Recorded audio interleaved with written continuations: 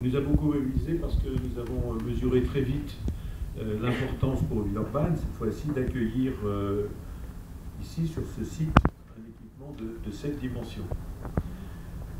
Il y avait bien sûr, et M. Philippe Durand l'a évoqué rapidement, l'histoire de la clinique du Tonkin à Villeurbanne, histoire presque cinquantenaire, ancrée ici,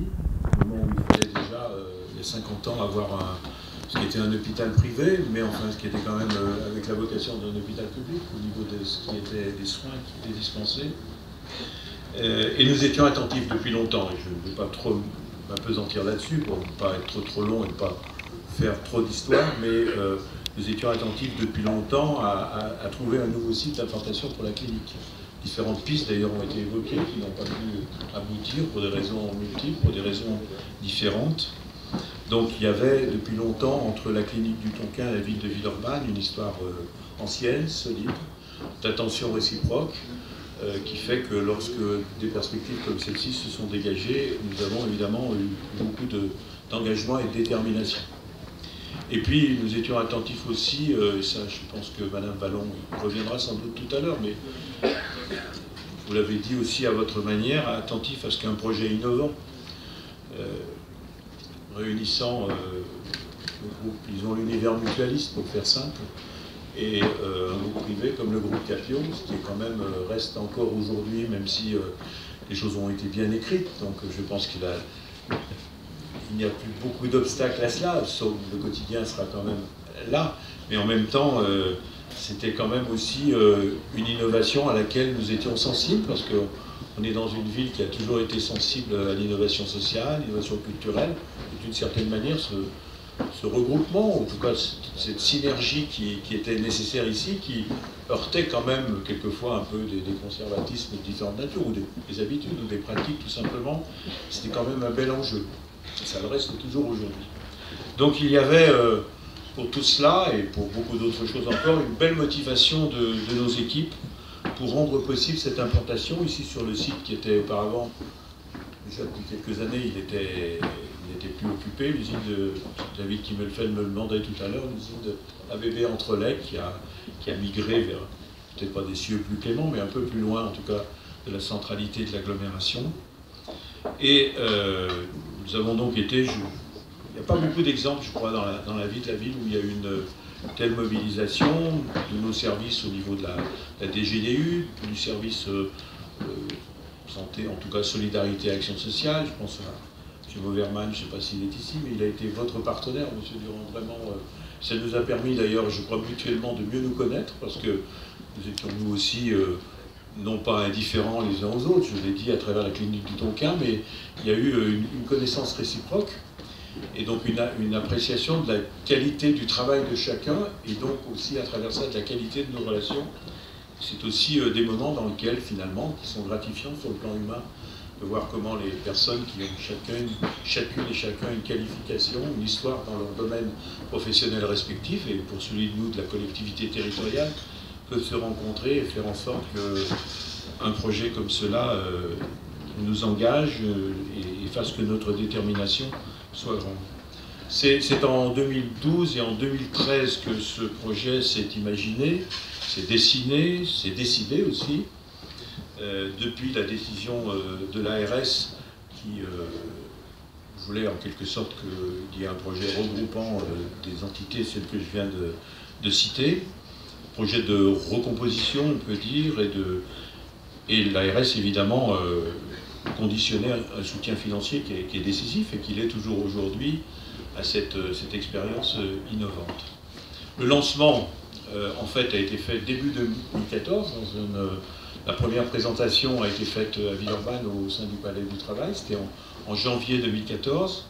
L'enquête publique courant 2014, ce qui nous a permis d'ailleurs de présenter ce projet comme nous le faisons pour l'ensemble des projets d'urbanisme auprès des conseils de quartier, des associations qui sont présentes ici sur un territoire. C'est aussi une dimension de l'action publique à laquelle nous tenons. Et puis j'ai signé, excusez-moi de ne pas abuser du jeu, mais je l'utiliserai peut-être qu'une seule fois ce matin, enfin ce matin c'est déjà plutôt cet après-midi, mais j'ai signé le permis de construire en janvier 2015, Et ce permis de construire a été lui aussi l'objet d'un travail entre nos services respectifs, parce qu'il y avait à prendre en compte, je dirais quelques mots ensuite, l'enjeu que cela représente ici en matière de développement urbain, au-delà du Medipôle lui-même. Nous avons été aussi sensibles et attentifs, et cela a été évoqué par Madame Jung, sur les clauses sociales de l'insertion, puisque vous avez cité le chiffre, 45 000 heures d'insertion, ce qui traduit peut-être en 10 personnes par mois pendant les 32 mois du chantier. C'est une approche peut-être plus facile à comprendre. Et c'est même complété de la part du groupement Vinci Bouygues d'une charte d'engagement avec la CAPEB. J'ai vu que le président s'exprimait récemment dans la presse pour dire qu'on s'engageait à un seul niveau de sous-traitance, ce qui a aussi un sens par rapport à des chantiers où quelquefois on peut se retrouver dans d'autres situations avec des personnes qui n'ont pas forcément tout à fait, et puis qui viennent, ce que disait le président de la CAPEB à ce niveau-là, c'était de ne pas casser en quelque sorte l'emploi à travers des gens qui peuvent être quelquefois sous-payés dans des situations quelquefois un peu particulières. Donc non seulement il y a ces clauses d'insertion, mais il y a aussi avec ceux qui travaillent ce premier niveau de sous-traitance et non pas des deuxièmes, des troisièmes ou des quatrièmes comme ça peut se produire malheureusement quelquefois. Voilà, et puis je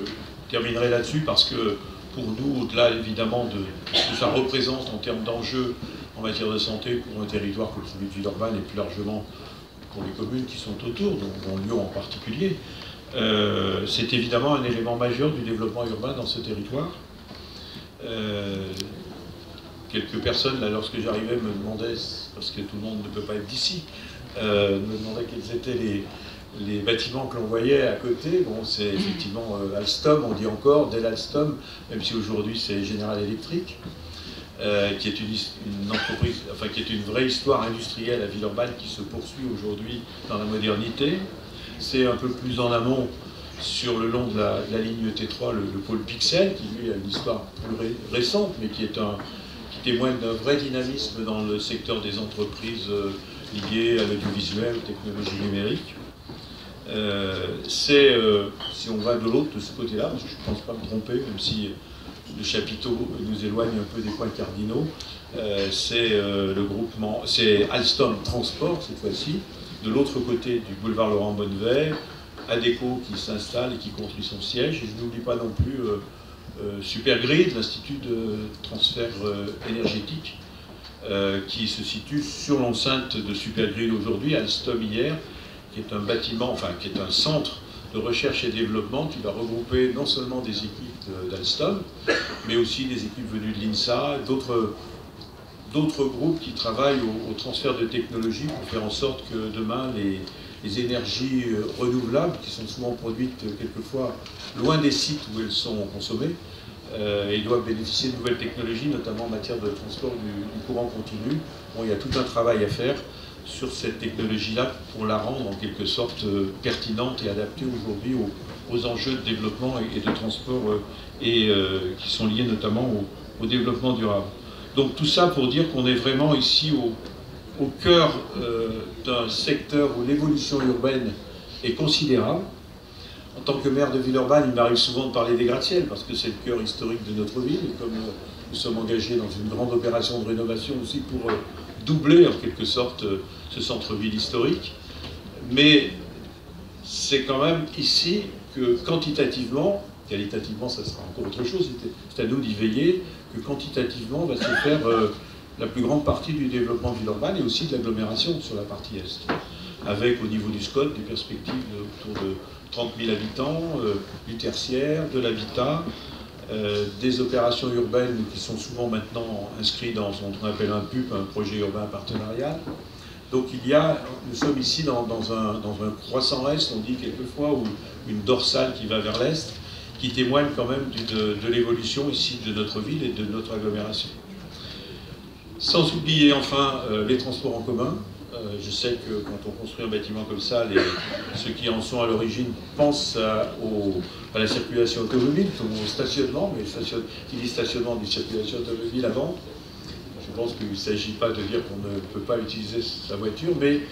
ici, c'est quand même un site qui, en matière de transport urbain, est particulièrement privilégié, avec la ligne T3 derrière moi, devant vous, la ligne C3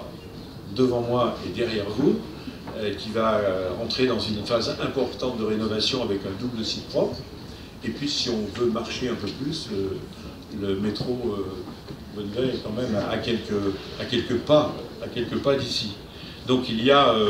véritablement là une vraie convergence pour faire de ce site, là aussi en matière de développement durable, un site qui, au niveau des transports en commun, a un peu d'équivalent, sinon pas du tout, au niveau de l'agglomération. Voilà, donc on reste évidemment, pour nous, ce n'est que la première pierre, mais quand on sait,